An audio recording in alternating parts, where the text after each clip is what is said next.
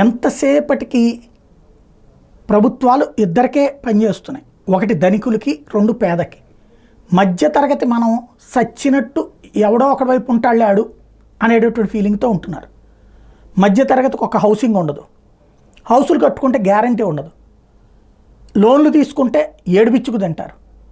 అదే సందర్భంలో ఇటు స్కూళ్ళకి ఫీజులు ఎక్కువే, కాలేజీలకు ఫీజులు ఎక్కువే, అలాగే వైద్యానికి ఖర్చులు ఎక్కువే, సంపాదన ఇంత, ఇవన్నీ కలిపితే ఇంత, కుటుంబ బాధ్యతలు ఎంత, అదే సందర్భంలో వచ్చే వనరులు ఎంత. కానీ ఏ మధ్య తరగతోడు ఆ పార్టీకో ఈ పార్టీకో భజన చేసుకుంటూ ఉన్నాడు, వర్టికల్గా డివైడ్ అయిపోయాడు, తనకేం కావాలో అడగలేకపోతున్నాడు, తను ఏం చెయ్యాలో ప్లాన్ చేసుకోలేకపోతున్నాడు. అదే రాజకీయ పార్టీలకు వరమవుతోంది. పేదోడు కలిసి ఉంటాడు, ధనికుడు పట్టించుకోడు, మధ్యతరగతి మిస్ అవుతున్న లాజిక్ అదే.